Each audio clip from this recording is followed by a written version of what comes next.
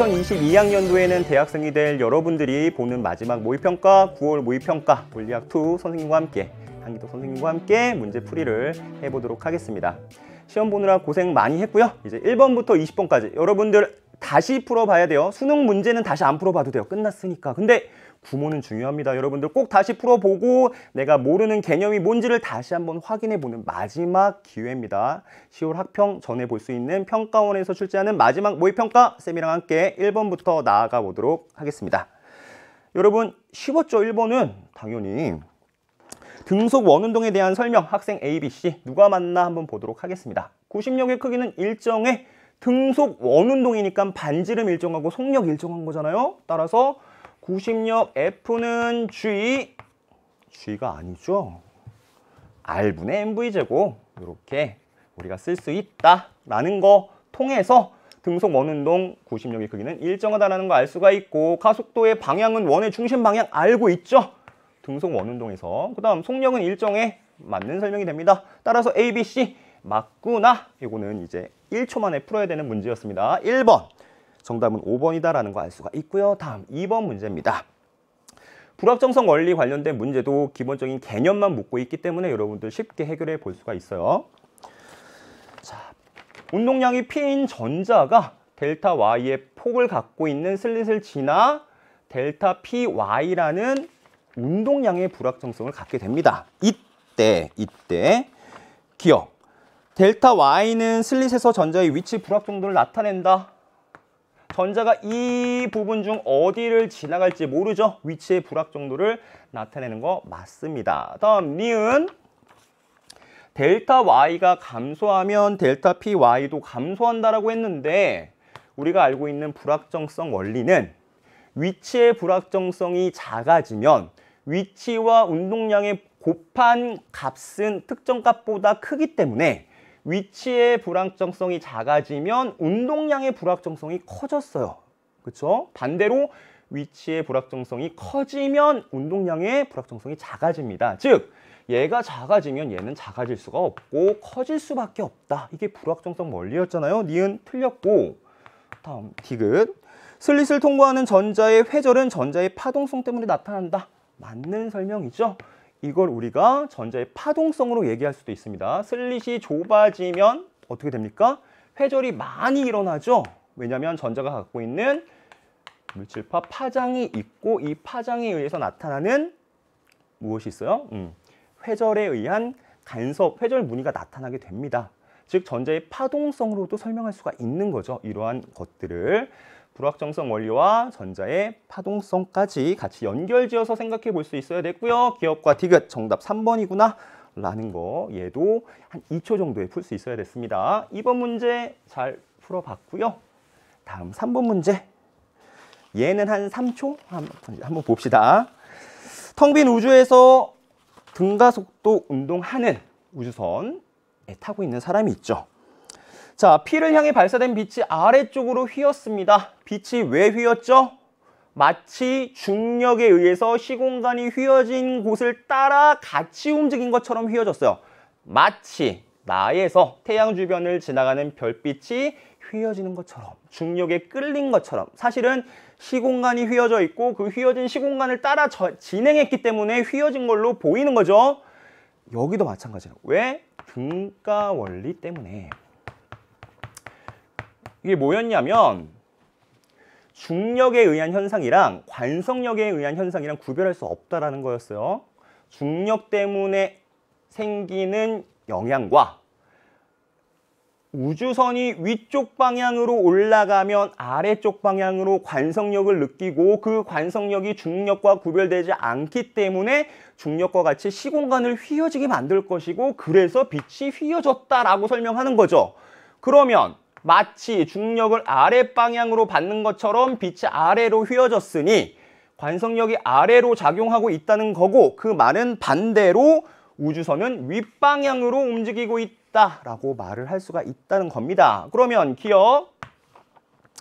가에서 우주선의 가속도 방향은 B가 아니라 A 방향이고요. 다음 니은. 가에서 우주선의 가속도의 크기가 클수록 가속도의 크기가 클수록 관성력이 커질 것이고 관성력이 커지는 것처럼 커지는 것만큼 중력이 큰 거랑 같은 효과인 거니까 시공간을 많이 휘게 해서 빛이 많이 꺾이겠죠. 그래서 니은 보기 맞고요. 다음 디귿. 나는 태양 주변에 휘어진 시공간에 의해 발생하는 현상이다. 맞는 설명이죠. 정답 니은 디귿 4번이다라는 거 쉽게 확인해 볼 수가 있습니다. 3번까지 풀면서 기분이 좋았을 거예요. 4번. 4번도 아마 잘 풀었을 거라고 생각합니다. 탐구문항 첫 번째죠. 탐구문항 무려 3문제나 있습니다. 주의해서 우리 공부를 해야 될 것 같아요. 4번을 보니까 단진자에 대한 실험인 거죠. 지금 무엇이 일정하냐면 세타 제로는 일정하고 10회 왕복하는 데 걸린 시간을 T0, T1으로 측정을 했습니다. 나랑 다가 뭐가 다르냐면 진자의 길이가 여기서는 L, 여기선 2L로 다르네요. 그러면 10회 왕복하는 건 사실 주기에 10번 곱한 거잖아요. 주기 T는 2파이 루트 G분의 L이다 라는 거 알고 있으니 L이 커졌을 땐 주기도 커진다. 즉 L이 큰 여기가 T1이 더 큰 값이다 라는 거 우리 알 수 있습니다.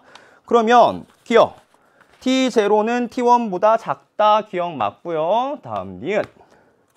추의 운동 에너지의 최대값 어떻게 찾으면 됩니까? mgl 1 마이너스 코사인 세타로 나타나죠. 위치하면 L 1 마이너스 코사인 세타 곱한 값이랑 같으니까 이렇게가 운동 에너지로 변환이 되는 거죠.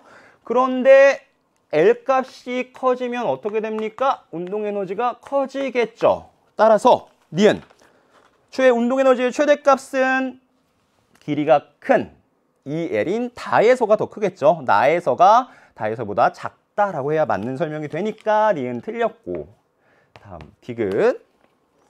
다에서 추를 놓은 직후 추에 작용하는 알짜 힘.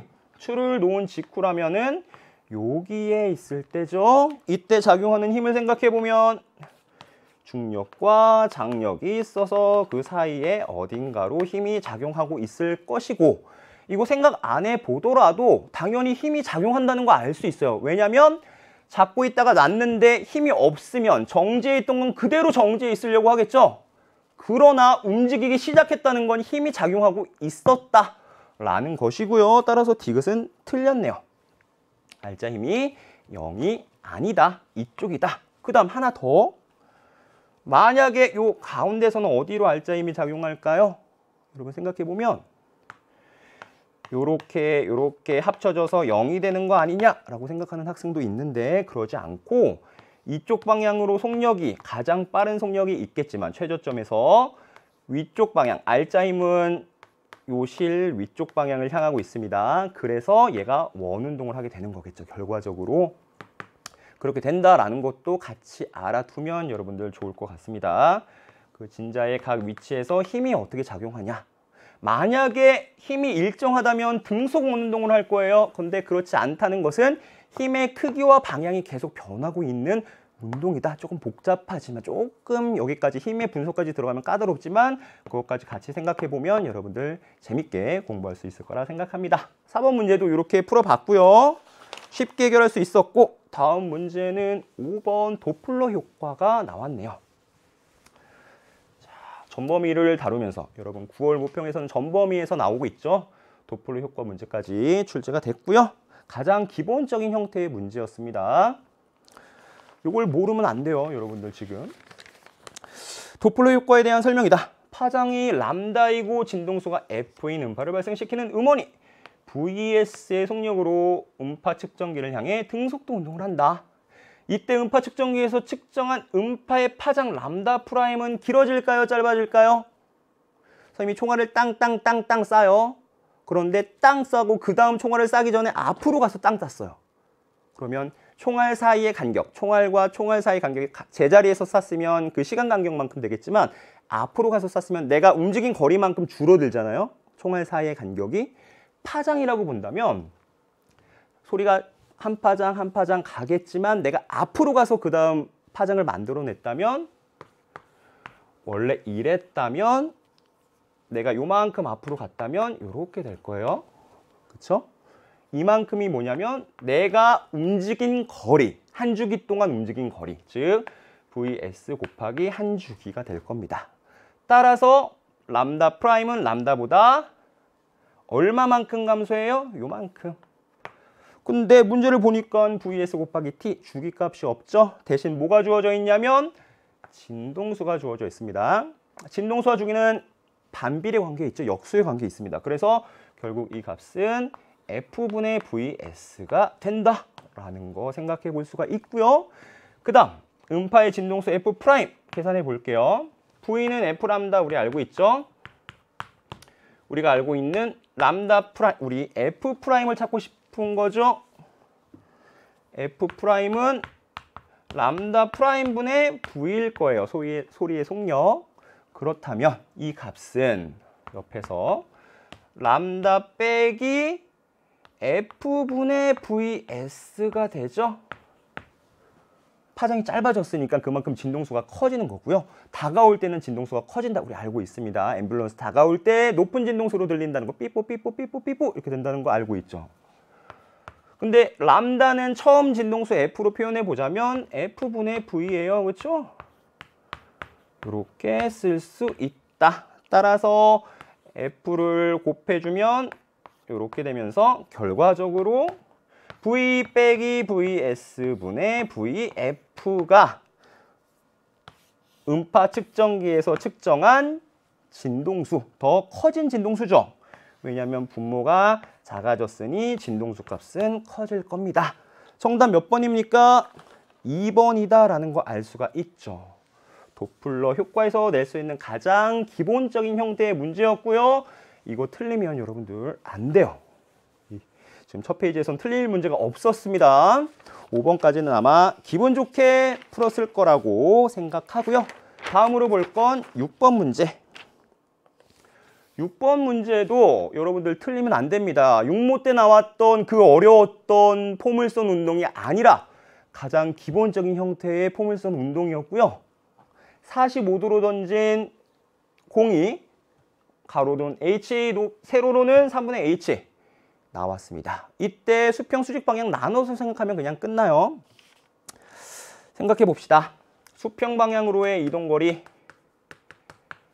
H는 등속도 운동을 하니까 45도니까 어떻게 됩니까? 2분의 루트 2V가 되고요. Y축으로도 2분의 루트 2V가 되죠. 따라서 2분의 루트 2V 곱하기 T 한 값이 H가 된 거예요. 여기서 우리가 T를 찾고 싶은 겁니다. T는 루트 2V 분의 2H로 우리가 시간을 찾을 수가 있고요. 다음 수직 방향의 변위를 가지고서 3분의 H를 가지고서 식을 써볼게요. 어떻게 쓸 수 있어요? V0 YT 빼기 아랫방향으로 중력을 받으니까 2분의 G T제곱 인데 우리가 T를 위해서 찾았습니다. 요걸 넣어주면 돼요. 넣어봅시다. 2분의 루트 2V 곱하기 루트 2분의 2H 빼기 2분의 G T제곱 제곱시키면 2분의 4H 제곱이 돼요. 그쵸? 정리해 볼게요. 여기다가 3분의 H는 이렇게 없어지고요. 이거 없어지죠? 뭐가 됩니까? 여기 V를 안 썼네, 쌤이. 여기 V를 써줘야 되겠죠. V 제곱까지. 여기 V가 가려져 있었어요. 그쵸? 이런 식으로 실수를 하면 안 된다는 거예요. 작은 실수도 줄여가는 연습을 해야 됩니다. 수능 전에는. 3분의 H가 여기 V도 없어지죠. 어떻게 됩니까? H, 그냥 H가 되고요. 빼기 2분의 G, 그 다음 요거 없어지죠. 그럼 그냥 G네요. V제곱분의 GH제곱 이렇게 되더라. 넘기고 넘기면 어떻게 됩니까?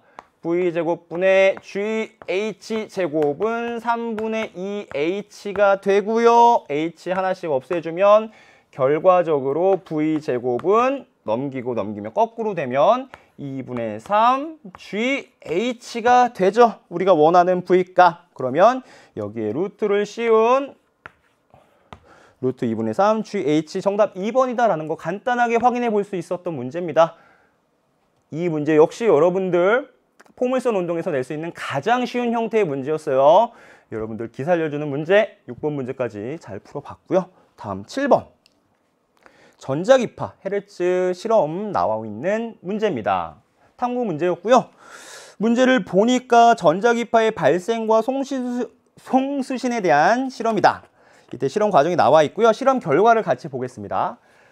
다에서 앞전 소자를 누를 때 구리선 사이에서 불꽃방전이 일어나며 네온 램프에 불이 켜졌다. 불꽃방전이라는 건 빛이 나왔다는 얘기고요. 빛이라는 건 사실 전자기파죠. 전자기파라는 건 사실 전기장과 자기장이 주변으로 퍼져나가는 겁니다. 그 전자기파에 의해 원형 안테나에 자기장이 지나갈 거고요. 변화하는 자기장에 의해서 유도 전류가 흐르게 되겠죠. 교류 전류가 흐르게 됩니다. 따라서 여기 밑에 보면 구리선과 A 사이의 거리가 멀수록 그러면 네온 램프에서 방출되는 빛의 최대 밝기는 당연히 작아지겠죠. 작아진다, 감소한다. 왜냐하면 전자기파가 멀리 퍼질수록 세기가 약해질 거 아니에요. 그래서 그 전자기파의 변화에 의해서 생기는 유도전류의 세기도 당연히 작아질 겁니다. 그래서 정답은 감소한다가 될 건데 기억! 구리선 사이에서 불꽃방전이 일어날 때 전자기파가 발생한다. 맞는 설명이 되고요. 다음 니은 다에서 A에는 일정한 세기의 전류가 아니라 전자기파라는 건 이렇게 진동하는 전기장, 자기장의 진동이고 이 변화에 의해서 만들어지는 전류도 진동하게 됩니다. 교류 전류가 흐르게 되고요. 틀렸고 다음 디귿 감소는 기억으로 적절하다. 맞는 설명이 되겠죠. 정답 3번이다라는 거 쉽게 확인해 볼 수가 있었습니다. 7번 문제까지 잘 풀어봤고요. 8번은 조금 까다로웠을 수 있어. 멈칫하게 되는 문제가 아마 8번이었을 것 같습니다.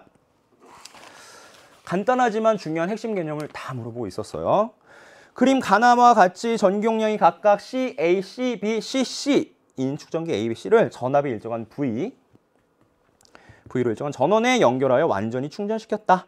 B 양단의 전위차는 어디가 크더라? B 양단의 전위차는 VB가 VB나 누가 크더라? 가에서가 나에서보다 크다라는 겁니다. 이게 가장 중요한 정보일 것 같아요. 다른 정보가 없으니까. 그렇죠? 이때 옳은 거 찾아보도록 할게요. 기억! A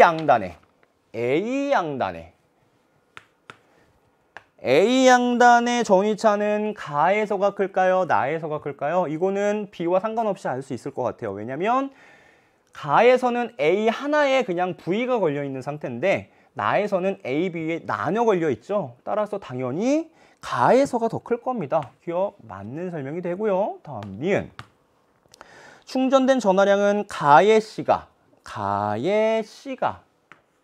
나의 A보다 작다라고 했는데 여러분 Q는 CV인데 AC를 비교하려니까 지금 각각 C에 충전된 전화량, A에 충전된 전화량을 하려고 보니 C 값도 안 나와 있었고요. 걸린 전압을 비교해 보려니 조금 까다로워. 그러면 이렇게 할 수가 있어요.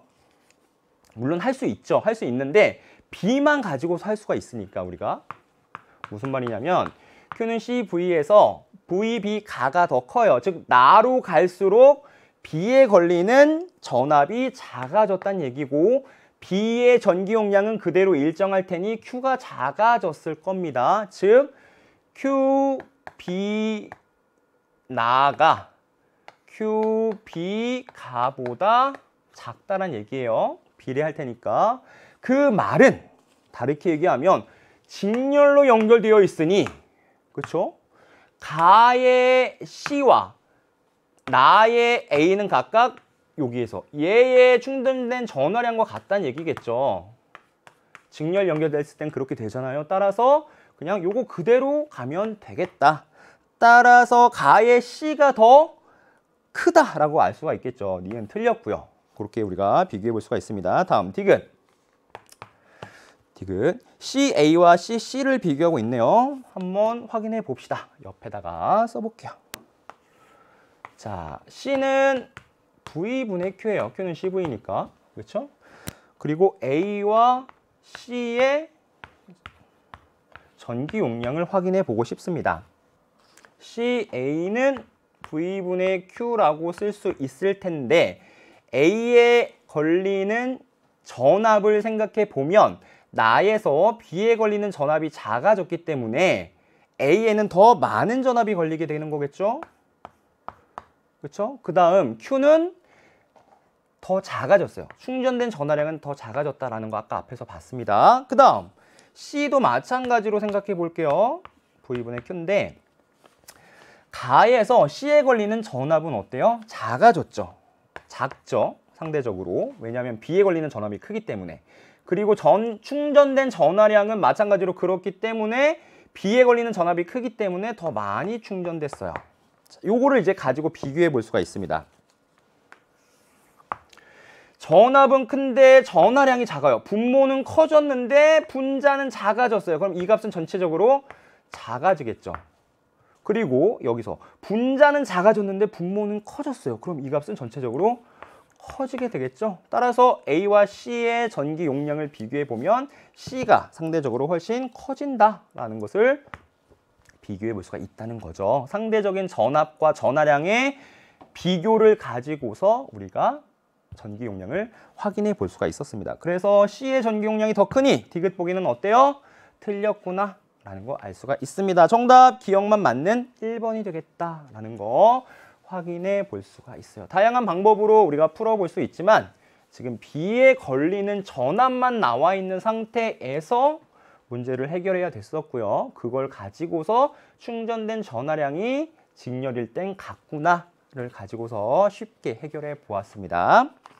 자, 다음으로 볼 건 9번 문제입니다. 9번도 기본적인 사항을 묻고 있죠. 여러분, 이것도 마찬가지로 틀리면 안 되는 문제예요. 단색광, 파장이 람다인 단색광이 이중 슬릿을 지나가고요. P에는 지금 두 번째 어두운 무늬, 간섭 무늬가 나타납니다. 그러면 P에서의 경로차는 얼마란 얘기예요? 두 번째니까 2분의 3람다. 2분의 1람다일 때는 첫 번째 어두운 무늬, 2분의 3람다, 2분의 5람다일 때 이제 어두운 무늬가 나타나기 시작했고요. 밝은 무늬는 람다, 2람다, 3람다, 람다의 정수배일 때 밝은 무늬, 보강 간섭이 나타났습니다. 이때 무늬 간격은 델타 X고요. 이제 스크린 사이 거리는 L이라고 합니다. 기억 보도록 할게요. S1, S2로부터 P까지의 경로차는 두 번째 어두운 무늬니까 2분의 3 람다라고 했죠? 2분의 1 람다가 아니고요. 틀렸고, 니은 단색광의 파장만 4분의 3 람다로 바꾼대요. 해봅시다. 얘는 4분의 3 람다 곱하기 얼마가 되죠? 경로차는 파장 곱하기 얼마가 되냐를 보면 우리가 보강 간섭이 나타나는지 상쇄 간섭이 나타나는지 알 수 있어요. 파장의 반파장의 홀수배 2분의 1 람다, 2분의 3 람다 이럴 때는 상쇄 간섭.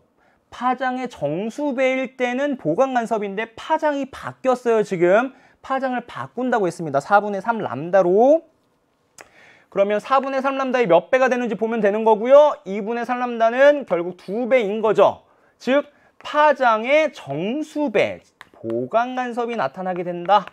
원래는 상쇄 간섭이 나타나는 지점이었지만 파장을 바꿨더니 그 지점은 그 파장의 2배에 해당되는, 파장의 정수배에 해당되는 경로차를 갖는 지점으로 바뀌었고요. 따라서 보강 간섭이 나타난다 라고 알 수가 있습니다. 그래서 니은 보기 맞고요. 다음 디귿.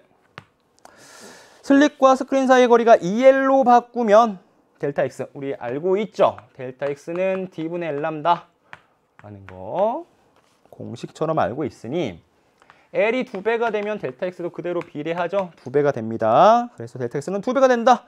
맞는 설명이 됩니다. 정답 니은과 디귿 5번이다 라는 거 쉽게 9번 문제까지 해결해 봤고요. 다음은 트랜지스터. 여러분 작년 수능에는 안 나왔지만 우리 6모, 9모에서는 다 트랜지스터가 나오고 있습니다. 이 문제를 같이 한번 풀어볼게요. 트랜지스터는 일단 요거부터 알고 있으면 돼요. 이미터와 베이스 사이에 흐르는 전류가 흘렀죠. 즉 순방향 전압이 걸려 있다. 요것만 알고 있으면 다 풉니다. 베이스에서 이미터 쪽으로 전류가 흘렀다는 얘기는 여기가 플러스, 여기가 마이너스라는 얘기겠죠. 그리고 여기가 흘렀다는 얘기는 베이스는 플러스 극이니까 P형 반도체, 이미터는 N형 반도체니까 결국 컬렉터도 N형 반도체, NP, N형 트랜지스터다 라는 것까지 같이 한꺼번에 알 수가 있어요. 그러면 기억, A는 NPN형 트랜지스터다. 맞죠? 방금 살펴봤고요. 다음 니은 IB 값은 I2에서 IC를 뺀 값이다. 지금 전류를 생각해보면 이렇게 전류가 흘렀고요. 컬렉터에서 쭉 흘러갑니다. 그게 2m에서 합쳐서 흐르게 되죠. 즉 I2는 IB 더하기 IC니까 니은 보기 IB는 I2 빼기 IC다라는 거 맞는 설명이 됩니다. 다음 디귿 전류의 방향만 따져보면 돼요. 2m와 베이스 사이, 2m와 베이스 사이에는 전류가 흐르게 돼요. 트랜지스터에서는 그 순방향 전압이 걸어줘야 이 전압에 의해서 컬렉터에서도 큰 전류가, 여기에 특정 전압 이상이 걸려야 컬렉터 쪽에서도 전류가 흐르게 되죠. 우리 스위칭 작용이라고 말을 하는. 증폭작용은 뭐예요? IC가 엄청 증폭된 전류라는 거죠. 이런 걸 증폭작용. 문제에서는 어떻게 주어져 있었냐면 IB분의 IC는 1보다 크다, 증폭됐다라고 얘기가 되어 있는 겁니다. 같이 생각해 보면 좋고요. 그래서 이미터와 베이스 사이에는 순방향 전압이 걸려 있는 거죠. 역방향 전압이 아니라 이미터와 베이스 사이에는 늘 순방향 전압이 걸려서 전류가 흐르게끔 되어 있어야 한다. 그리고 이때 여기 흐르는 전류, 특정 전압 이상에 의해서 전류가 흐르게 되면 증폭된 전류가 흘러서 이미터 쪽으로 모아 흐른다 라는 거 같이 알고 있으면 트랜지스터 문제 여러분들 쉽게 해결해 볼 수가 있습니다. 6모보다 조금 더 쉽게 나왔었고요. 기본적인 개념을 묻고 있었던 10번 문제였습니다. 다음으로 볼 건 11번. 볼록 렌즈에서 가장 기본적인 문제고요. 여러분들 이것도 간단하게 해결했을 거라 믿어 의심치 않습니다. 그림 가와 같이 볼록 렌즈의 중심으로부터 20cm 떨어진 지점에 물체를 놓았더니 배율이 5. 실상 배율이 5란 얘기는 배율이 뭐냐면 A분의 B로 나타나지죠. 즉 물체의 위치, 상의 위치에 절대값 씌운 거 그 비율이었습니다. 근데 실상이었으니 B는 플러스라는 거 알 수가 있고요. 5배라는 것은 20cm 떨어져 있으니까 B는 100cm 떨어진 곳에 상이 맺힌다라는 거 알 수 있죠. A와 B를 아니까 우리 뭘 알 수 있어요? 초점거리 알 수 있죠. A분의 1 더하기 B분의 1은 F분의 1이니까 넣어주면 20분의 1 더하기 100분의 1은 얼마가 되죠? 이게 100분의 5니까 100분의 6이 되죠. 이게 F분의 1이고요. 그러면 F는 얼마예요? 3분의 50이다 라는 거 알 수가 있습니다. 보기에서 기억, 렌즈의 초점거리는 3분의 50cm이다. 맞는 설명이 되겠죠? 기억은 맞는 설명이 되고, 다음 니은, 나에서 이번에 나를 묻고 있네요. 근데 지금 초점거리가 얼마였냐면 3분의 50이었어요. 대략 얼마입니까? 17cm 정도 되죠, 대충. 그러면 여기 어딘가라는 얘기고요. 초점 안쪽에 물체가 있으면 뭐가 생기게 되죠? 정립 허상이 생기게 되죠. 그렇죠? 그래서 니은, 나에서 물체의 상은 정립 허상이다. 안 풀어봐도 알 수 있습니다. 근데 디귿을 풀기 위해서는 다시 풀어봐야 돼요, 사실. 상의 배율을 알려면 B값을 찾아야 되잖아요. 그렇죠? 그러면 똑같이 우리 공식에 넣어서 계산해 볼게요. A가 지금 나에서는 10cm죠. 10분의 1 더하기 B분의 1은 F분의 1, 즉 50분의 3이 되고요. 따라서 B는 얼마가 돼요? B분의 1은 50분의 5였으니까 마이너스 50분의 2가 되고 따라서 B는 마이너스 25cm가 되죠. 그러면 끝난 게 아닙니다. 마이너스 25cm면 A분의 B, 즉 10분의 마이너스 25의 절대값은 마이너스 2.5죠. 배율은 2가 아니라 2.5입니다. 디귿 틀렸네요. 그래서 기억과 니은이 맞는 3번이구나 라고 11번까지 우리 두 쪽을 해결해 냈습니다. 어렵지 않죠? 지금까지 풀었던 문제는 한 장은 여러분들 기분 좋게 풀었을 거라고 생각합니다. 그래서 6모보다는 조금 쉬운 감을 느꼈을 거예요. 다음으로 볼 건 12번. 12번 문제. 여기도 마찬가지로 탐구 문제였죠. 저항을 연결했고요. 그 연결 방법에 따라서 전류의 세기를 측정했습니다. 나만 IA로 숨겨놨고요. 다라 마는 주어져 있네요. 문제를 읽어보면 나는 A만 연결해 놓은 거고요. 다는 B만 연결해 놓은 거고요. 라는 AB를 직렬로 연결해 놓은 거고 마는 AB를 병렬로 연결해 놓은 거예요. 저항값이 나와 있진 않은데 여길 보니까 I가 3분의 1, I가 3분의 1배가 됐어요. 그러면 저항은 몇 배가 된 거예요? 3배.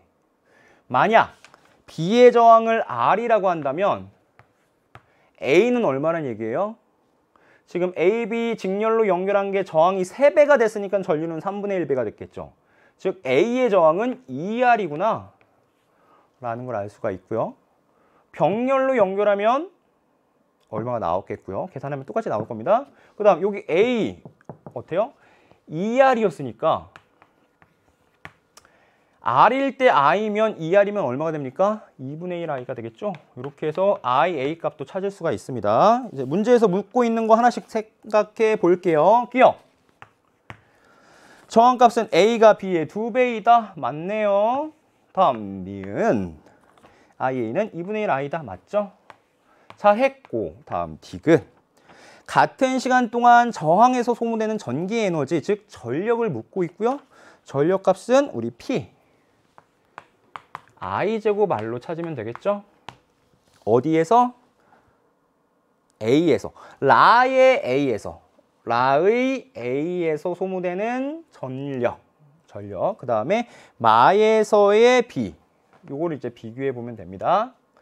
라는 직렬 연결이니까 그대로 3분의 1 I가 흐를 거고요. A의 저항은 2R이에요. 그래서 라의 A에는 전력이 얼마냐면 9분의 1 I 제곱 2R이 되겠죠.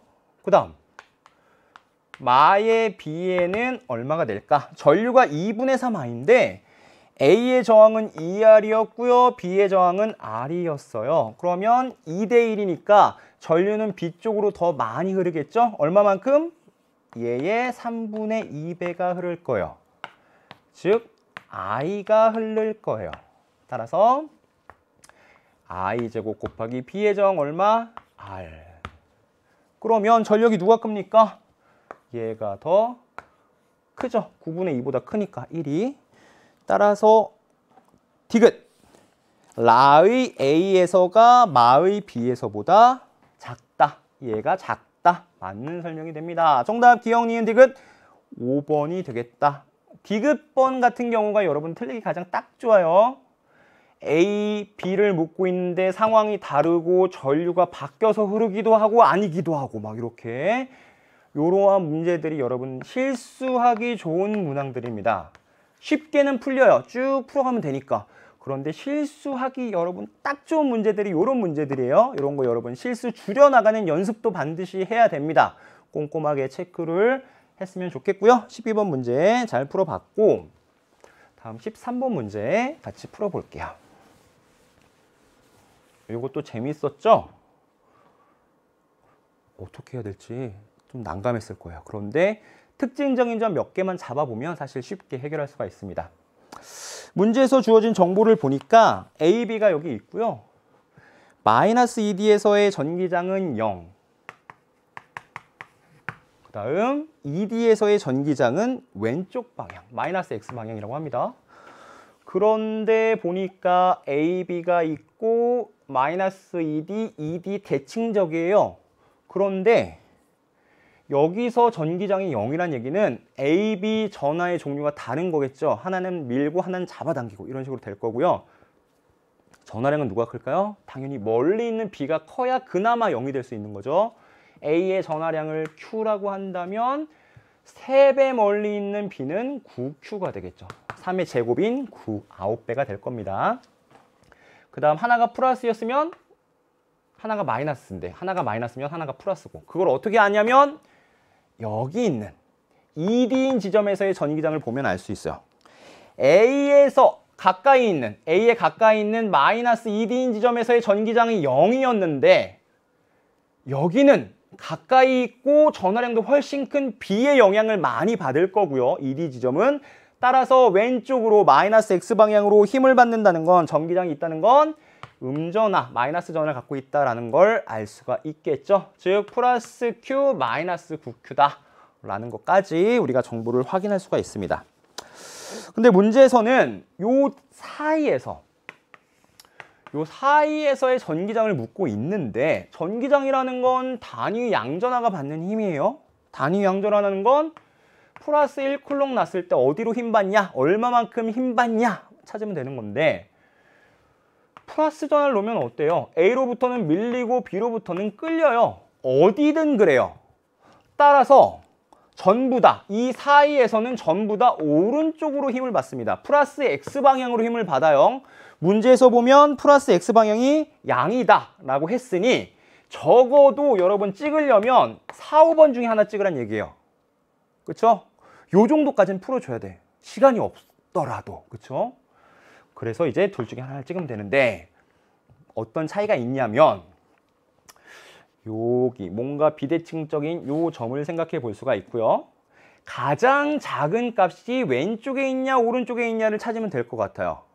생각해 보면 A와 B가 있는데 A의 전하량은 플러스 Q, B의 전하량은 마이너스 Q인데 그런데 여기에 있을 때랑 1번에 있을 때랑 2번에 있을 때랑 누가 더 전기장이 셀까? 누가 더 작을까? 생각해 볼게요. 1번에 있으면 A의 영향을 많이 받겠죠? 2번에 있으면 B의 영향을 가까이 있는 B의 영향을 많이 받을 텐데 심지어 전하량도 커요. 크기가 커요. 따라서 2번에 있을 때 더 큰 힘을 받을 거예요. 즉 전기장이 더 작은 쪽은 1번이란 얘기예요. 이렇게 크기만 따졌을 때 그래서 크기가 작은 값은 왼쪽에 있는 이쪽에 있는 값이다. 즉 4번이 정답이 되겠다라는 걸 알 수가 있어요. 특징점을 찾고 4번과 5번의 차이점이 뭔지를 판단하고 그걸 바탕으로 어떻게 생각하면 될지 여러분들 파악하면 이것도 쉽게 우리가 해결할 수 있었던 13번 문제였고요. 다음으로 볼 건 14번. 새로워 보이지만 여러분들 똑같습니다. 우리가 많이 봤던 문제는 거리에 따른 힘, 가속도 뭐 이런 거였죠. 하지만 이번엔 운동량인데 똑같아요. 운동량. 뭐가 똑같은지, 뭐가 다른지 한번 판단해 보도록 할게요. 기억. A의 운동 에너지는 최대값이 최소값의 몇 배이냐? 운동 에너지 어떻게 찾아요? 이 K는 2n분의 P제곱이니까 P제곱 생각해 보면 될 거고요. A니까 P0, 3P0. 즉 여기는 1이라면 여기는 9가 되는 거겠죠. P제곱에 비례하니까. 따라서 최대값이 최소값의 9배이다. 맞는 설명이 되고요. 다음 니은. 가속도의 크기. 가속도는 어떻게 찾을 수 있죠?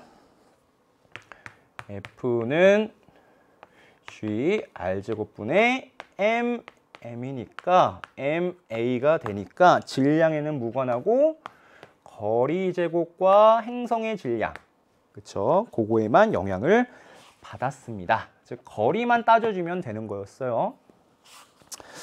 가속도의 크기의 최대값은 A가 최대값이라는 건 가까이 있다는 얘기죠. 즉 A의 최대값은 A가 요때 B는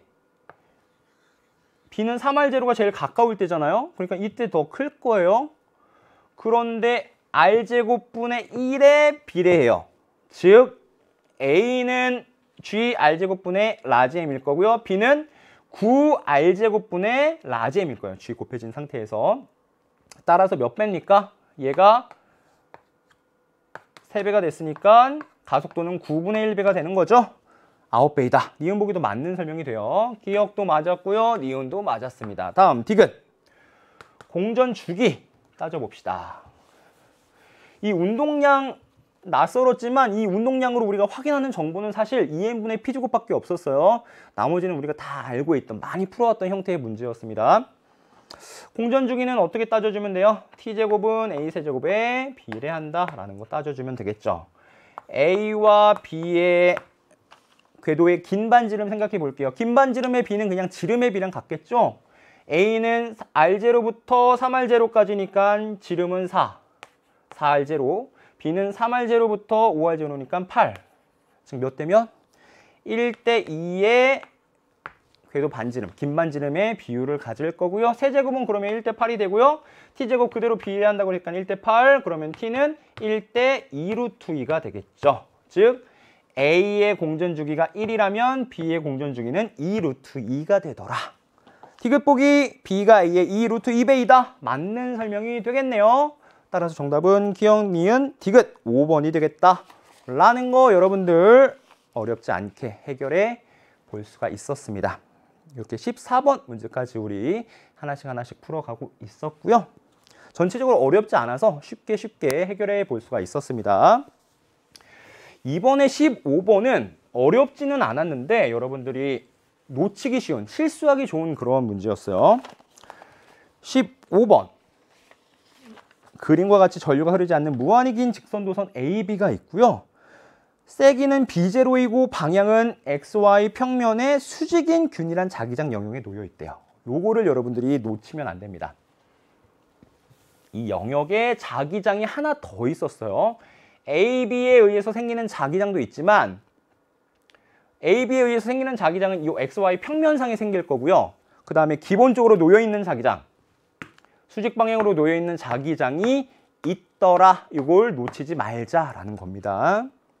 그리고 X축상의 마이너스 D, D인 지점에 이제 고정된 A와 B에 각각 세기는 같고 방향은 서로 반대인 전류가 흐른대요.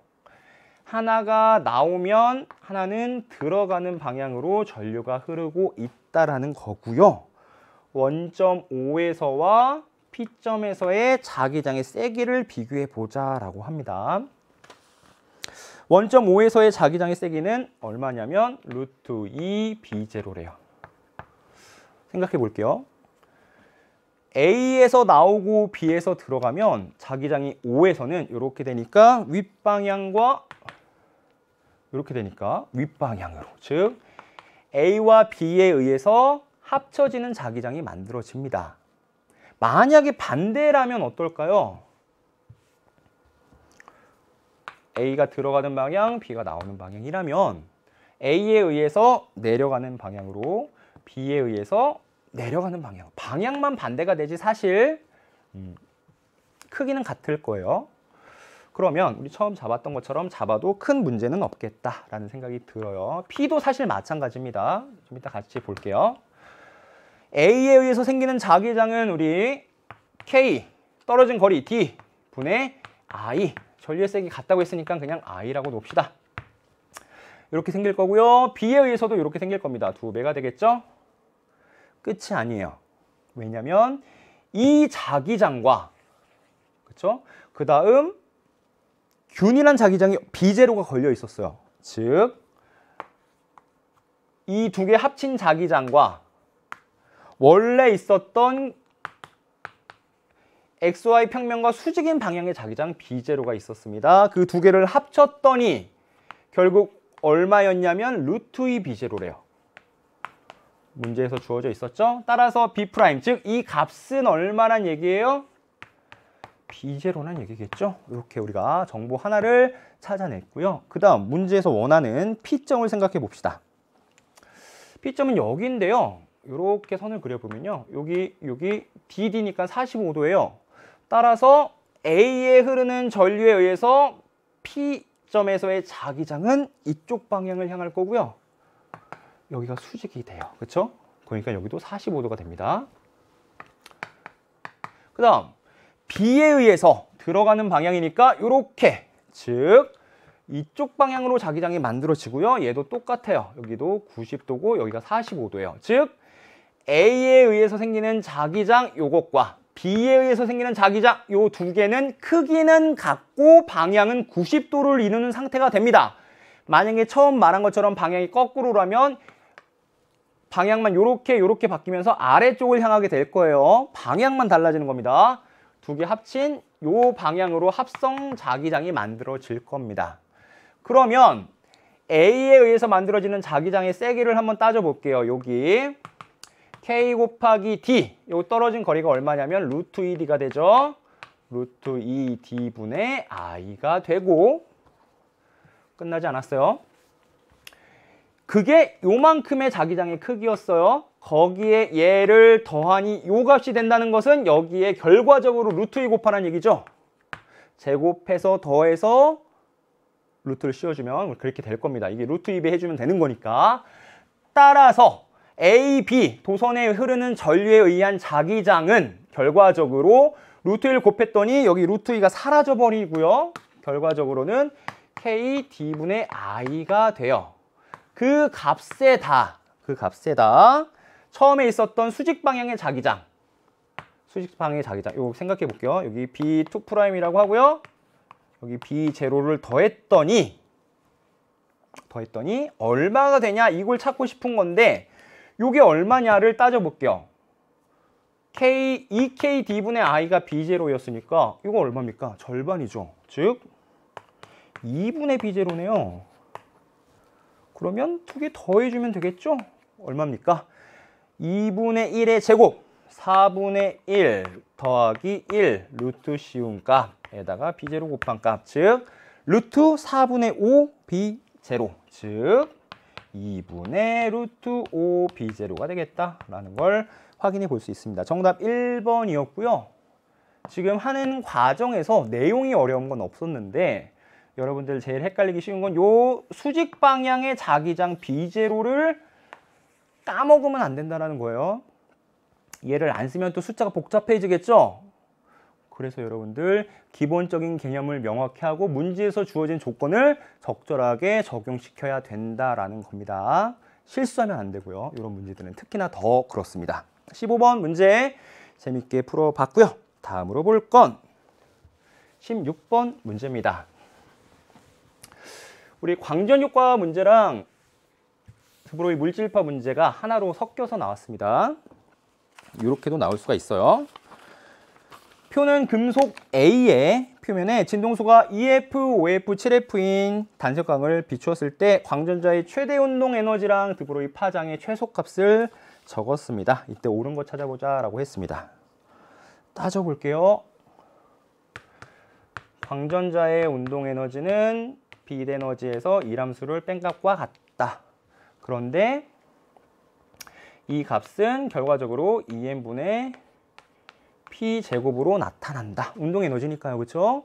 그런데 물질파, 드브로이 파장을 생각해 보면 P분의 H잖아요. 즉 P는 람다분의 H라고 표현을 할 수 있어요. 파장으로 표현을 하면. 따라서 EM분의 1 여기서 람다 제곱분의 넘어가면 H제곱이 되죠. 이렇게 쓸 수가 있습니다. 따라서 최대 운동 에너지는 람다 제곱에 반비례하네요. 무슨 말이냐면 EF인 진동수가 EF인 단색광을 비췄을 때랑 OF인 단색광을 비췄을 때 파장이 몇 배가 됐어요? 2분의 1배가 됐죠. 그런데 식을 봤더니 파장의 제곱에 반비례했어요. 에너지가. 최대 운동 에너지가. 그러면 몇 배를 하란 얘기예요? 파장의 제곱에 반비례. 파장의 제곱 4분의 1에 반비례 4배. 4배가 됐다는 얘기죠. 즉, 요 E2라는 것은 4E1이 된다라는 겁니다. 요걸 가지고서 얘를 확인할 수 있었어야 됐어요. 기억! E2는 2분의 5 E1이다가 아니라 4 E1이다 라고 써야 맞겠죠. 그래서 기억은 틀렸고요. 다음, 니은을 봅시다. 니은을 보려면 이제 하나씩 넣어야 될 거예요. 이람수를 찾아야 되기 때문에 이 두 개를 찾아봅시다. E1은 EHF 빼기 W 라고 쓸 수 있을 거고요. E2 즉 4E1은 OHF 빼기 W라고 쓸 수가 있을 거예요. 궁금한 건 이람수니까 얘를 4배를 해봅시다. 4, 8, 4가 되죠. 그러면 빼주면 0은 3HF 빼기 3W. 따라서 이람수는 얼마예요? HF가 된다 라는 것을 알 수가 있고요. 그러면 이 값을 7F 단색광, 진동수가 7F인 단색광 해당되는 영역에 넣어 볼게요. 그러면 여기는 7HF 빼기 HF가 되겠죠? 얼마? 6HF. 즉 여기는 6HF가 되겠다라고 쓸 수가 있겠죠. 6HF고요. 그 다음 여기는 몇 배가? 6HF는 얼마일까요? E1으로 표현해 보자면 아까 E1은 EHF에서 W 뺀 거, W가 HF니까 그냥 HF네요. 그럼 얘는 얼마? 6E1이네요. 그렇죠? 그럼 기억은 어떻게 됩니까? 거꾸로 가봅시다. 에너지가 6배가 됐으면 그렇죠? 파장은 어떻게 돼요? 거기에 루트 씌운 거에 역수를 취하면 되겠죠. 즉 여기서는 루트 6분의 1배. 이렇게. 그러면 2람다가 되니까 이 2도 루트 안에 넣어주면 어떻게 돼요? 루트 6분의 2니까 루트 6분의 4람다가 되겠죠. 얼마냐면 루트 3분의 2람다. 그래서 디귿 보기는 맞는 설명이 돼요. 다음 니은 A의 이람수는 HF이다 찾았죠?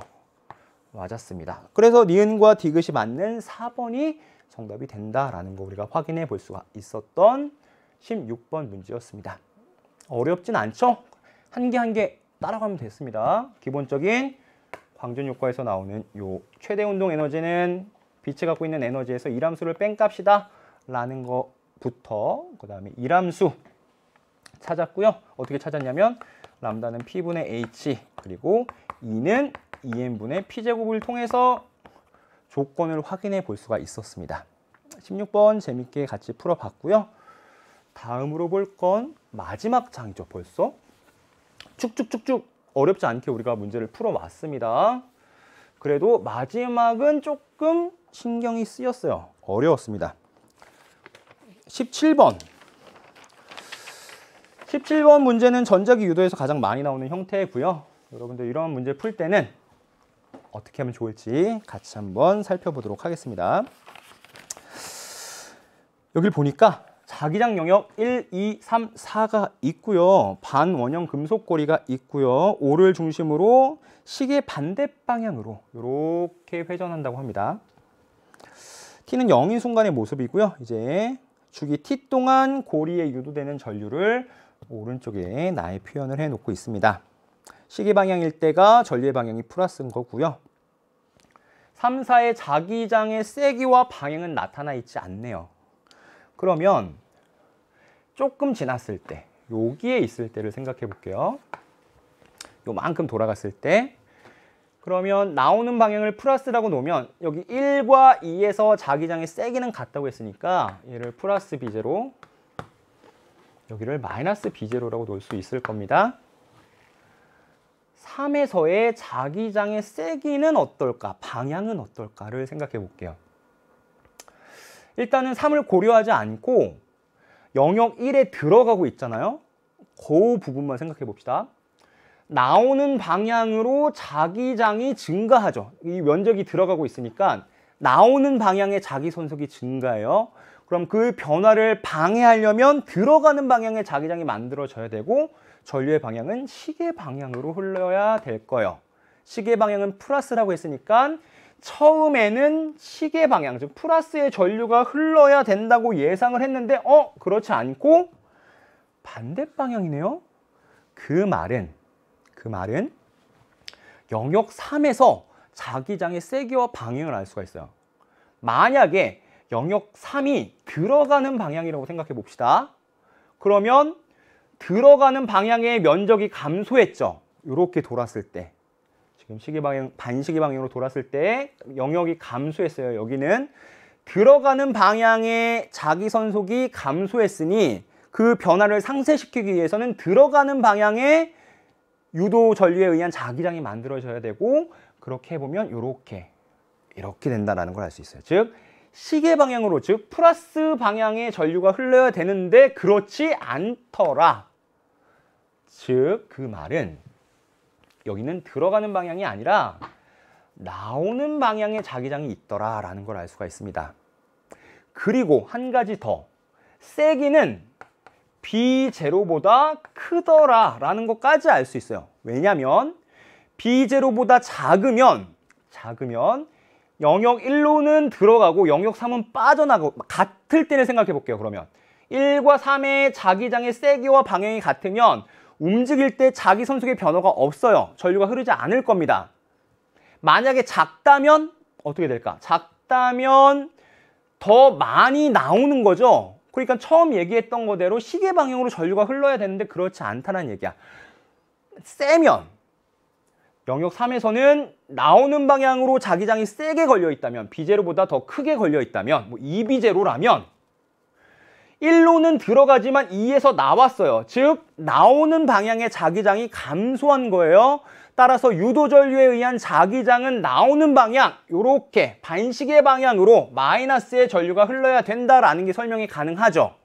즉 이때 4분의 t, 요만큼 돌 때가 4분의 t잖아요. 요때 전류의 방향이, 즉 마이너스라는 것을 통해서 영역 3에서의 자기장의 방향은 나오고 있고 자기장의 세기는 B0보다는 크구나 라는 것을 알 수가 있는 겁니다. 그 다음 두 번째, 여기까지 그렇게 왔고요. 여기 들어갈 때, 영역 2 들어갈 때를 생각해 봅시다. 영역 2를 들어갈 때는 처음에 여기 있다가 이렇게 들어가는 거, 영역 4에서 줄어드는 건 조금 이따 생각해 볼게요. 일단은 2로 들어갈 때는 들어가는 방향의 자기장이 증가해요. 따라서 유도전류에 의한 자기장은 일단 나오는 방향, 이렇게 전류가 흘러야 돼요. 즉 반시계 방향, 마이너스의 전류가 흘러야 되는데 아니죠. 플러스예요. 그 말은 거꾸로다. 무슨 말이냐면 나오는 방향으로 자기장이 만들어지는 게 아니라 들어가는 방향으로 자기장이 만들어졌다. 그러기 위해서는 들어가는 방향으로 자기장이 더 세게 걸려 있다라는 얘기죠. 즉 영역 4에서 자기장의 방향은 들어가는 방향이고 세기는 B0보다 크더라라는 얘기입니다. 그러니 이렇게 돌아갈 때 이만큼이 감소했는데 요만큼이 들어갔는데 면적은 같아요. 하지만 들어가는 방향의 자기장이 감소하려면 영역 4에서의 자기장의 세기가 더 커야 되죠. 그래서 손해를 더 많이 보는 거예요. 들어가는 쪽으로. 따라서 유도전류에 의한 자기장이 들어가는 방향으로 형성되는, 즉 시계 방향으로 플러스의 전류가 흐르는 형태가 되더라 라는 걸 알 수가 있습니다. 지금 4분의 t까지 전류의 방향, 2분의 t까지 전류의 방향으로 영역 3과 4에서의 자기장의 방향과 세기가 어느 정도가 된다라는 걸 생각해 볼 수가 있었고요. 한 가지 더, 전류의 세기가 같아요. 그 말은 일정한 속도로 돌아가고 있는 이 반원형 고리에서 3을 지나갈 때와 4를 지나갈 때의 자기장, 자기선속 변화, 그 값이 같다란 얘기는 1과 2에서의 자기장 세기가 같았잖아요. 그 말은 3과 4에서도 자기장의 세기가 같아서 그 변화량의 크기가 같구나라는 걸 알 수가 있습니다. 즉 3과 4에서 자기장의 방향은 반대이고 세기는 같더라. B0보다 큰 어떤 값, 뭐 예를 들면 3B0, 3B0로 같더라 라는 걸 우리가 주어진, 나에서 주어진 그래프의 전류의 부호와 세기를 통해서 알 수가 있다는 겁니다. 이 개념 확실히 잡고 넘어가야 되고요. 이걸 알아야 더 어렵게 활용된 문제들도 여러분 풀어낼 수가 있습니다. 그렇다면 이제 기역, 니은, 디귿 보도록 할게요. 기역. 3과 4에서 자기장의 방향은 서로 같지 않고요. 반대였습니다. 다음 니은. 3과 4에서 자기장의 세기는 서로 같았어요. 그래서 전류의 세기가 같게 나타났던 것이죠. 다음 디귿.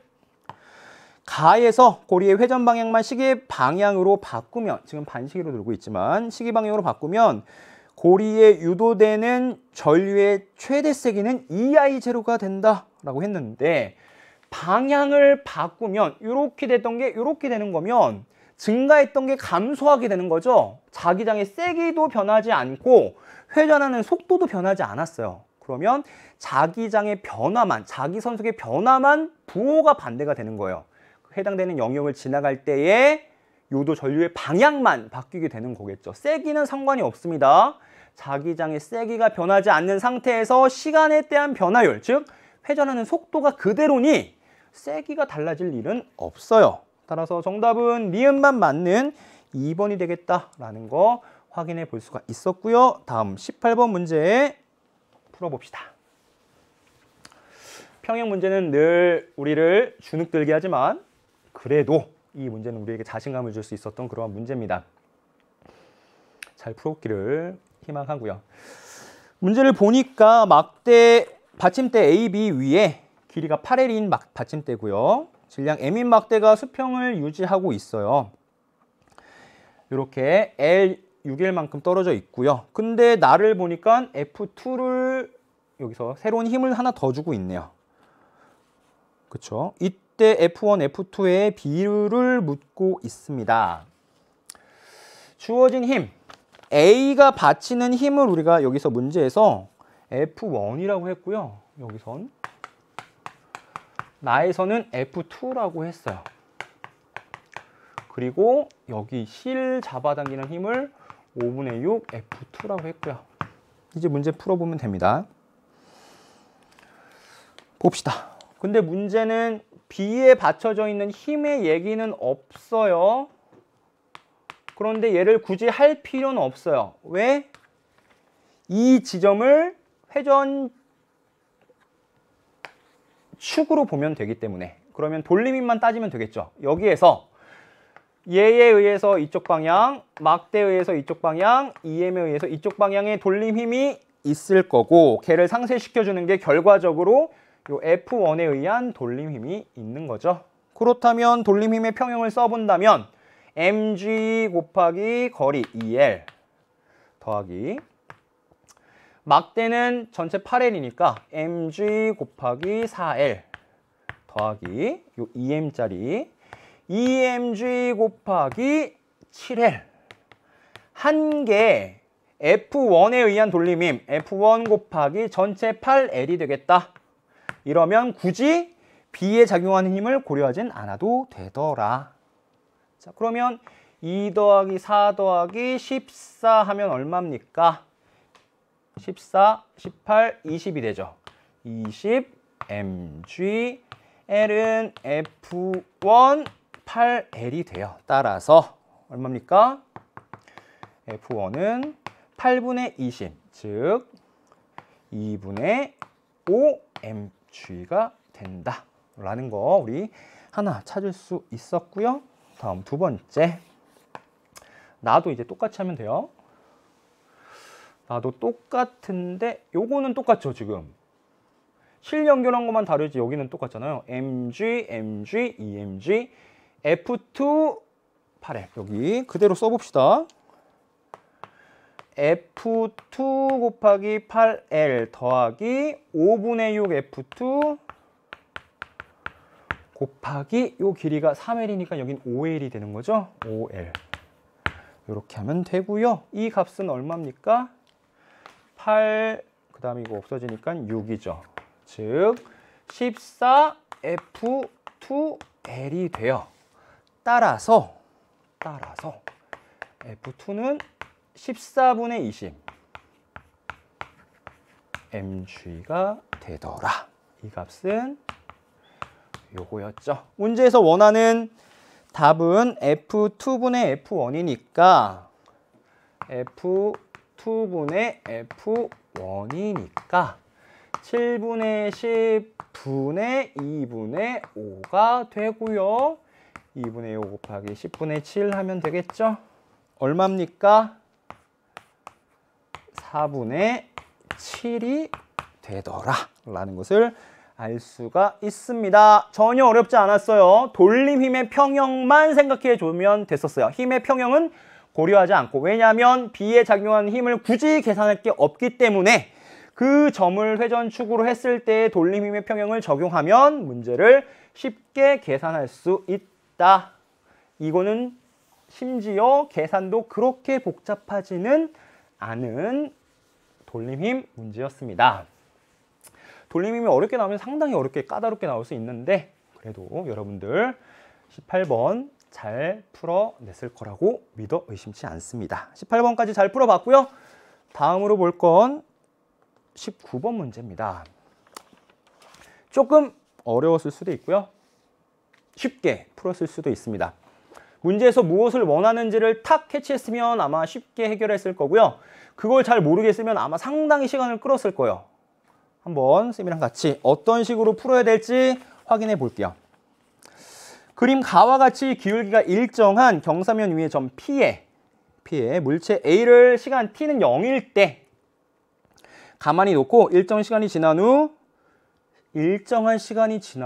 Q에 물체 B를 가만히 놓으면 AB가 구간 S를 지나 T는 4T0일 때 점 R에서 만난대요. 아, 복잡해요. 생각해 볼게요. P점에 A를 먼저 놨고요. T는 0일 때 A가 굴러 내려가고요. S를 지나가고요. 내려가서 R에서 이제 B와 만날 겁니다. B는 조금 지나서, T가 0일 때가 아니라 조금 지나서 놨고요. 굴러 내려갔고요. S를 지나갔고요. 여기에서 이제 4T0일 때 만났다라고 했습니다. 그런데 중요한 건 A, B는 질량이 같고요. S에서 일정한 힘을 받아 각각 V, EV의 속력으로 등속도 운동을 한다. 왜 등속도 운동을 하죠? 빗면에서 받는 힘이 있을 거고요. 외부에서 작용하는 힘, 뭐 마찰력이 될 수도 있고요. 그 힘이 평형을 이뤄서 결국 R자임이 0이라 일정한 속도로 이런 구간이 생기게 되는 거겠죠. A는 V였지만 B는 EV로 일정하다고 했어요. 문제에서. 자, 그림 나는 A의 속력을 T에 따라 나타낸 것이다 라고 했습니다. 그러면 B도 한번 그려볼게요. 밑에다가 B는 어떻게 그려줄까? 이건 A였고요. B의 속력 생각해 봅시다. 언제 났는지는 몰라요. 그러면 얼마큼 갔을 거고요. 속도가 얼마를 가졌을 거고요. 또 속도가 빨라졌을 거예요. 요때가 이제 S 구간 들어가기 시작했을 거고요. 이게 S 구간 나왔을 때고 여기가 R에 도착했을 때일 겁니다. 그쵸? 그런데 문제에서 주어진 건 여기가 EV라는 정보고요. 그쵸?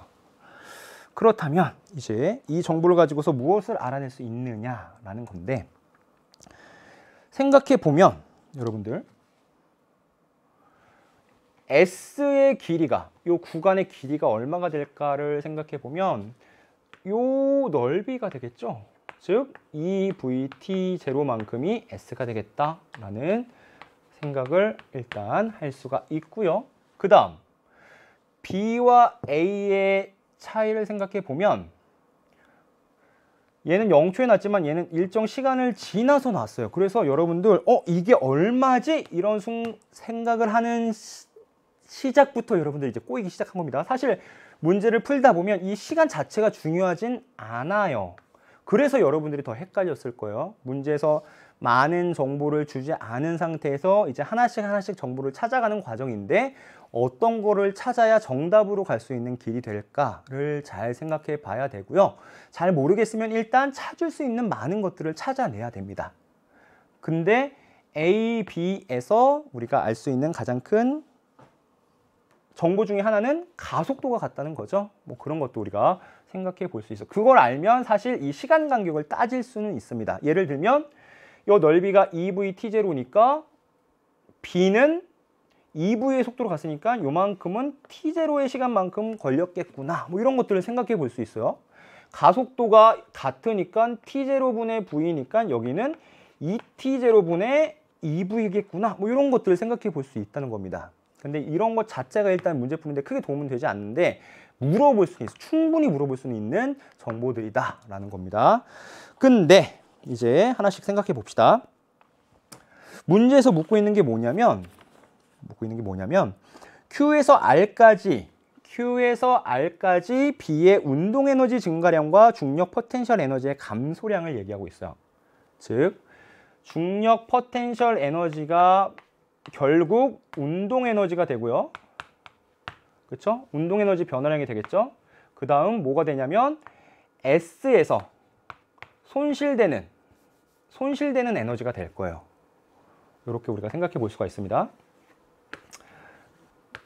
문제에서 묻고 있는 건 중력 포텐셜 에너지 변화량을 E2, 얘를 E1이라고 했는데 이 값은 아직은 모르고요. 이렇게 되겠죠. 에너지 보존을 생각해 본다면 중력 포텐셜 에너지 변화량으로 운동 에너지가 기본적으로 생기는데 원래 손실이 없다면 다 바뀌었겠지만 손실이 있었으니까 그 일부는 손실되는 값으로 나타날 것이다 라는 걸 생각해 볼 수가 있어요. 그런데 여기에서 우리 한 가지 정보를 생각해 볼게요. 뭐냐면 운동 에너지 변화량을 찾고 싶으면 사실 여기에서의 뭐를 찾아야 되는 거예요? B의 속력을 찾아야 되는 거죠. 즉 R에서 B의 속력이 얼마냐를 생각해 봐야 됩니다.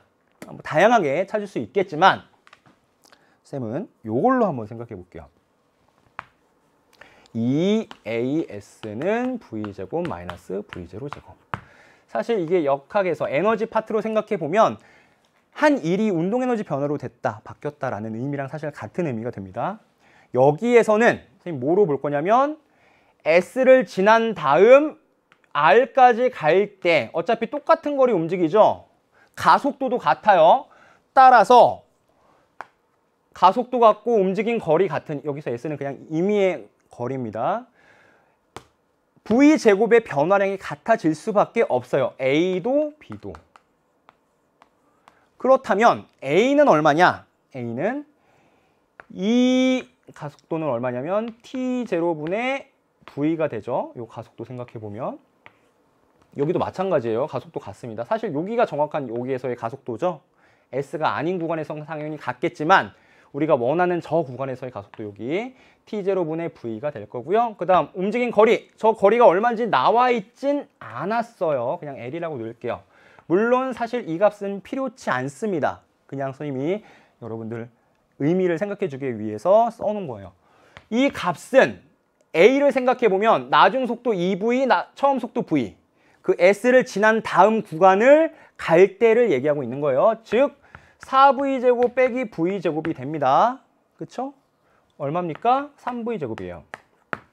A가 그렇다는 얘기고 B도 똑같아요. 어차피 가속도 똑같고 움직인 거리 똑같으니까 B는 나중 속도가 얼마인지 몰라요. 그걸 찾고 싶은 거죠. 그걸 V'이라고 놓을게요. V'제곱 빼기 그 구간에 들어갈 때의 처음 속력 2V, 즉 4V제곱이 돼요.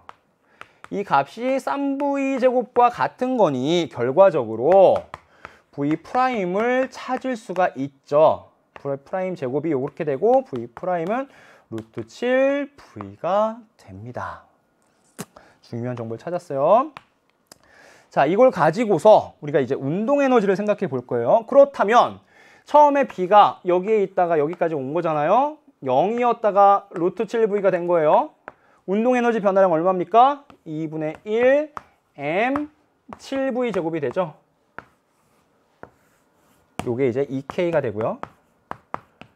그 다음 에너지 손실이 얼마일까를 한번 생각해 봅시다. 에너지 손실은 결국 마찰력이 한 1이라고 생각하면 돼요. 운동 에너지 변화량은 아니죠. 지금 등속도 운동을 한 거니까. 그렇죠? 빗면에 의한 가속도가 있었고 그 가속도를 상쇄시키는 마찰력이 존재했어요. 그 마찰력이 한 1, FS라고 생각해 보면 F는 결국 MA가 되는 거니까 그렇죠? 원래 가속도를 상쇄시키는 가속도를 만들어낸 거죠, 마찰력이.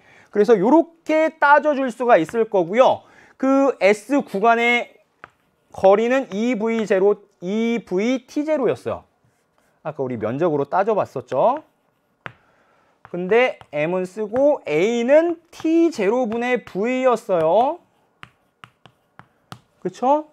쉽게 할 수 있는 방법을 알려주는 겁니다. 결과적으로 2mv 제곱이 뭐냐면 S 구간에서의 손실되는 에너지라고 따져볼 수가 있어요. 그렇다는 것은 전체 요만큼 이거 더한 값 2분의 7 mv 제곱 더하기 2mv 제곱이 전체 에너지였는데 그 중에서 요만큼만 운동 에너지로 전환이 된 거죠. 얘가 2푼 거고 분의 2원, 즉 2분의 7 mv 제곱한 값을 찾아라 라는 거고요.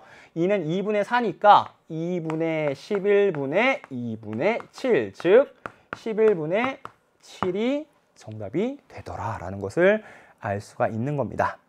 자, 그렇게 해서 정답은 몇 번이에요? 2번이다 라는 것을 알 수가 있어요. 여러분 어떻게 했는지 한번 다시 리뷰해 봅시다. 지금 많은 정보들을 알 수가 있었는데 더 많은 정보도 사실 알 수 있었어요. 그 시간 간격까지 따져볼 수가 있었고 선생님이 만약에 출제했다면 아까 지금 B가 요렇게 됐죠. 여기가 2V였고요. 여기가 루트 7V였어요. 쌤이라면 요 시간격도 찾아보라고 하고 요 시간 몇 초 지나서 던졌을까 이런 것도 찾아보라고 했을 거야. 근데 왜 그렇게 안 했냐면 지금 이 숫자 계산이 조금 막 뭐 2 더하기 루트 7분의 1 막 이렇게 복잡하게 나와서 아마 그건 안 물어봤을 거예요.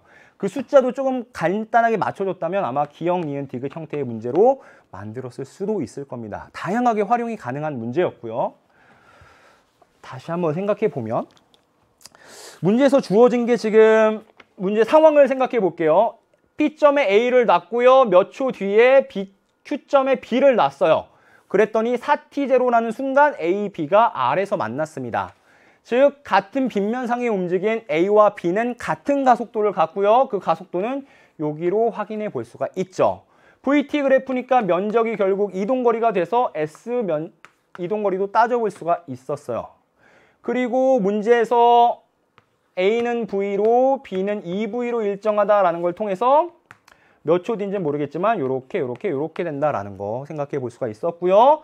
이 값이 2V라는 건 문제에서 주어져 있었는데 기울기, 즉 가속도가 같다는 걸 통해서 시간 간격을 확인할 수가 있어요. 그리고 나중 속도 이 값은 우리가 어떻게 찾았냐면 S를 지난 요 구간에서 등가속도 직선운동 공식을 넣어서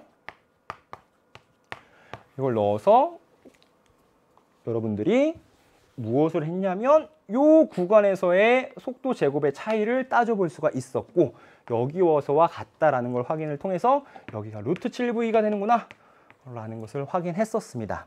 그리고 이 값을 통해서 나중 속도를 알았으니까 운동에너지 변화 처음 0이었고요. 루트 7V가 됐으니까 운동에너지 변화량을 따져줄 수가 있었고 S 구간에서 손실된 값도 우리가 직접 찾아봤어요. FS를 통해서. 요 F 생각하는 게 좀 까다로웠을 텐데 F는 MA로 생각했어요. 왜냐하면 그 가속도를 가지고서 힘을 받았다는 건 마찰력도 그 힘 똑같은 크기의 힘이 작용했다. 등속도 운동을 했으니까. 그래서 MA라는 마찰력이 작용했다라고 볼 수가 있다는 겁니다.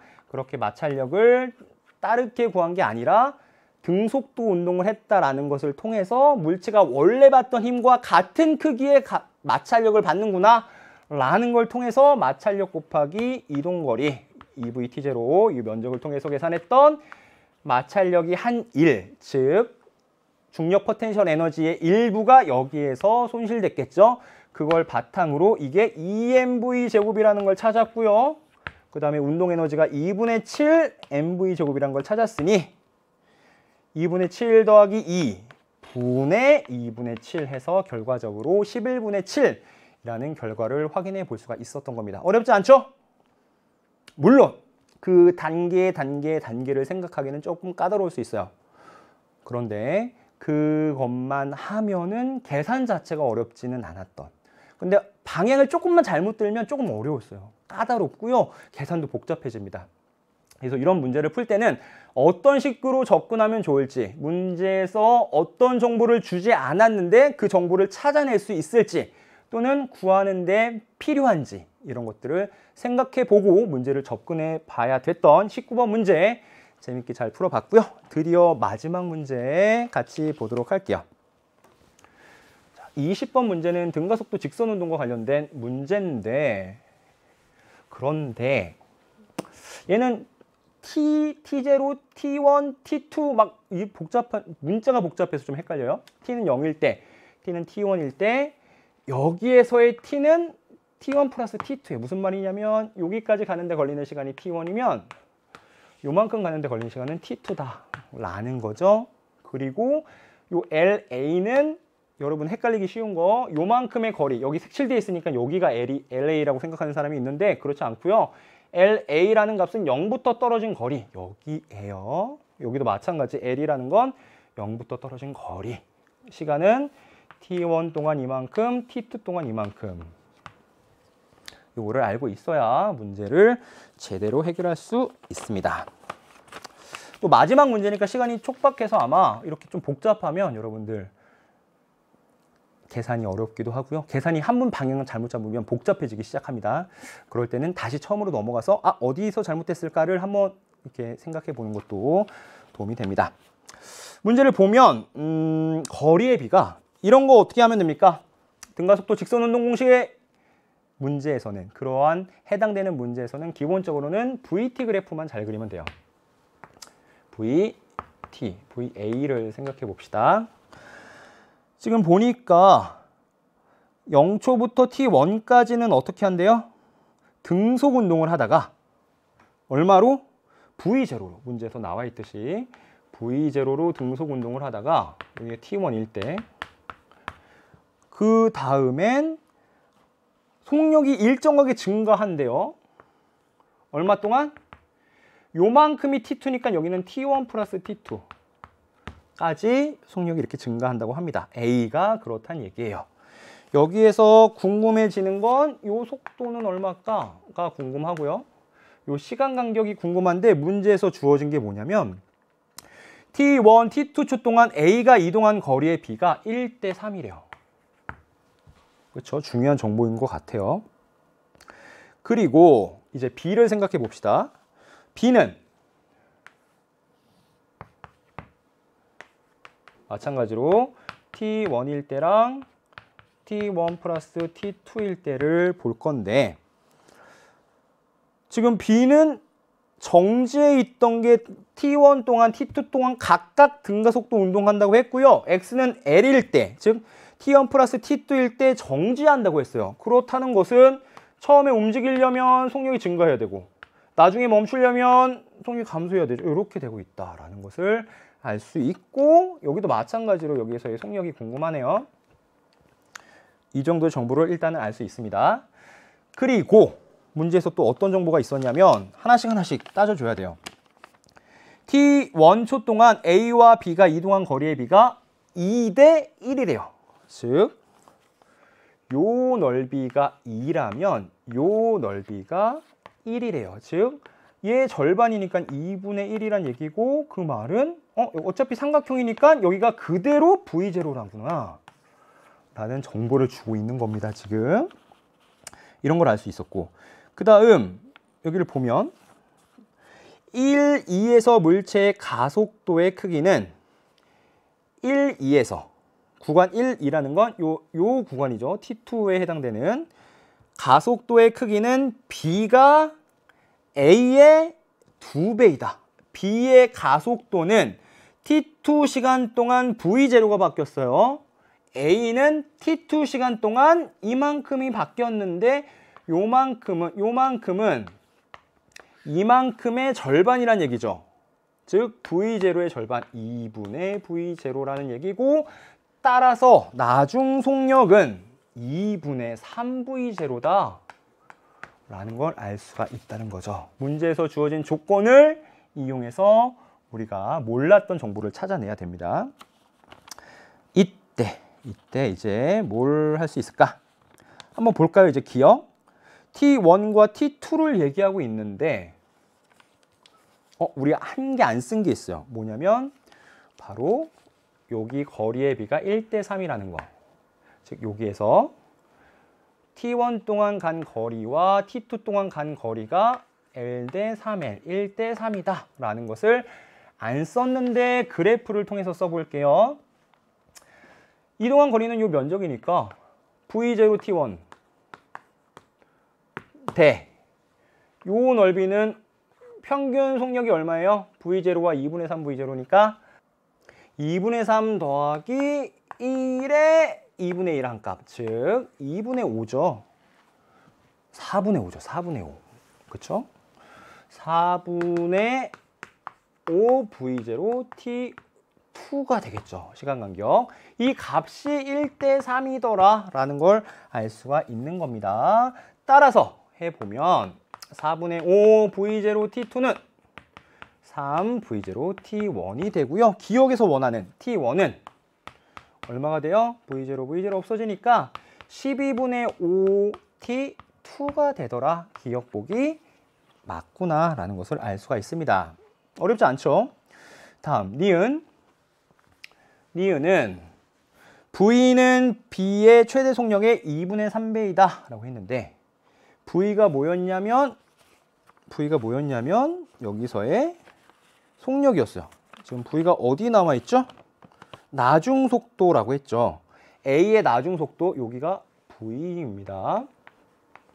이 V는 B의 최대 속력이 얼마예요? V0였어요. 즉 V0의 몇 배? 이 앞에 있는 개수 묻고 있는 거죠. 2분의 3배이다. 니은 보기 맞는 설명이 되고요. 다음 디귿. LA와 L 관계를 묻고 있네요. LA를 생각해 봅시다. LA는 이 전체 넓이가 되죠. 그 다음 L은 이 전체 넓이가 돼요. 하나씩 따져주면 되겠죠. 그런데 우리가 이게 1대 3이라는 거 알 수 있으니까 V0 T1의 4배 하면 될 거예요. 그렇죠? 그래서 LA는 V0 T1의 4배가 되고 L은 요만큼은 2분의 1 V0 T1 더하기 요만큼은 2분의 1 V0 T2가 되겠죠. 그런데 T2는 뭐라고 그랬냐면 앞에서 5분의 12, T1이 12분의 5 T2니까 T2는 이렇게 2분의 1 V0 T1 더하기 2분의 1 곱하기 얼마? 5분의 12 V0 T1이 되겠다라고 따져줄 수가 있고요. 2분의 1 더하기 5분의 6 하면 얼마입니까? 10분의 5 더하기 12 V0 T1이 되죠. 즉 L분의 LA는 얼마가 돼요? V0 T1, V0 T1 똑같이 없어지니까 10분의 17 분의 4 따라서 17분의 40이 되겠죠. 이렇게 해서 정답은 디귿까지 맞네요. 기억, 니은, 디귿 모두 다 맞는 5번이 정답이 되겠다라는 거 확인해 볼 수가 있습니다. 자, 마지막 20번 문제 리뷰해 볼게요. 어떻게 풀었는지 되짚어 봅시다. 어렵지 않아요. 그렇죠? 방향만 제대로 잡았으면 어렵지 않게 풀 수 있고 이러한 문제는 VT 그래프만 잘 그려주고 하나씩 정보를 찾아 나가면 된다. 어떻게 했냐면 지금 V0에서 나중 속도 V가 됐고요. T1, T2 시간이 걸렸습니다. 나도 마찬가지예요. T1, T2의 시간이 걸렸고요.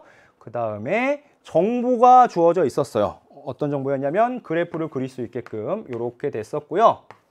그 다음에 B는 이렇게 됐었죠. 그리고 이걸 바탕으로 우리가 많은 정보들을 찾아낼 수가 있었어요. 이동한 거리의 B, 이 B도 주어져 있었고 그 다음에 가속도의 크기의 B, 뭐 1, 2구간에서의 가속도의 비, 그래서 속도를 찾을 수가 있었고요. 그걸 바탕으로 거리의 비, 뭐 다양한 정보들을 기역, 니은, 디귿을 순차적으로 찾아볼 수가 있었습니다. 여러분 좀 복잡한 문제들은 어떻게 보면 기역, 니은, 디귿이 힌트가 되기도 해요. 기역을 푼 다음에 그걸 바탕으로 니은을 풀어나가고 그걸 바탕으로 디귿을 풀어나가는 어떤 힌트가 될 수도 있습니다. 어려운 문제들은 특히 그럴 수 있어요. 그러니까 그럴 때는 잘 모르겠으면 보기 기역부터 보고 기역부터 해결하기 위해서 노력하면 풀리기도 하더라라는 것까지 같이 알아두면 좋을 것 같습니다. 자, 여러분 이렇게 우리 9월 모의평가 수능 앞서서 평가원에서 출제하는 마지막 시험 잘 풀어봤고 선생님이랑 같이 다시 한번 점검해보는 시간을 가졌습니다. 여러분들 진짜 수능 시험에서도 잘 보기를 응원하고요. 여러분들 좋은 결과 있기를 바라겠습니다. 여러분 고생하셨고요. 수능 좋은 결과 있기를 바라요. 안녕.